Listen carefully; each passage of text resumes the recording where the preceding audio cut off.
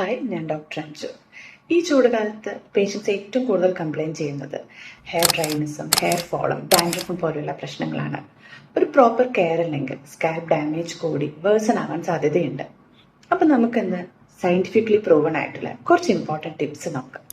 അതിൽ first point എന്ന് പറയുന്നത് മൈൽഡ് ഷാംപൂയിങ് ആണ്. കൺട്രോൾഡ് ആയിട്ടുള്ള ഒരു ക്ലെൻസിങ് മസ്റ്റ് ആണ്. ആഴ്ചയിൽ 2-3 തവണയെങ്കിലും ഒരു മൈൽഡ് ഷാംപൂ ഉപയോഗിച്ച് സ്കാൽപ്പ് ക്ലീൻ ആക്കിയിരിക്കണം.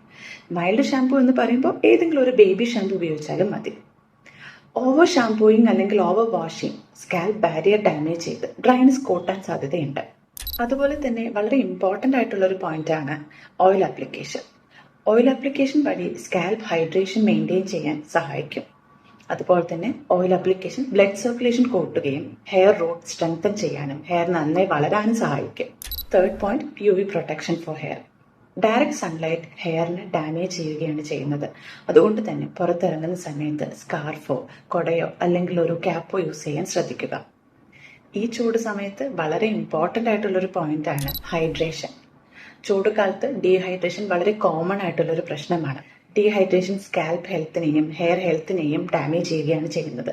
അതുകൊണ്ട് തന്നെ ഹൈഡ്രേഷൻ വളരെ മസ്റ്റാണ്. ധാരാളം വെള്ളം കുടിക്കുന്നത് വഴി ഹെയർ ഹെൽത്ത് മെയിൻറ്റെയിൻ ചെയ്യാനായിട്ട് ഹെൽപ്പ് ചെയ്യും. Nutritional support. പ്രോട്ടീൻ റിച്ച് ആയിട്ടുള്ള ഡയറ്റ് എടുക്കുക, ധാരാളം ഫ്രൂട്ട്സ് കഴിക്കുക, ഗ്രീൻ ലീഫി വെജിറ്റബിൾസ് കഴിക്കുക, നട്ട്സ് കഴിക്കുക. ഇതൊക്കെ നമ്മുടെ ഹെയർ ഹെൽത്തിനെ ഹെൽപ്പ് ചെയ്യുന്നതാണ്. അതുപോലെ തന്നെ ഇമ്പോർട്ടൻ്റ് ആയിട്ടുള്ള ഒരു കാര്യമാണ് സ്കാൽപ്പ് ഹൈജീൻ. ഈ ചൂട് സമയത്ത് എക്സസീവ് സ്വെറ്റിംഗ് കാരണം, എക്സസീവ് വേർപ്പ് കാരണം നമുക്ക് തലയിൽ ഇൻഫെക്ഷൻസും ഡാൻഡ്രഫും ഒക്കെ വരാൻ സാധ്യതയുണ്ട്. അപ്പോൾ സ്കാൽപ്പ് ഹൈജീൻ എന്ന് പറയുന്നത് വളരെ ഇമ്പോർട്ടൻ്റ് ആയിട്ടുള്ള ഒരു കാര്യമാണ്.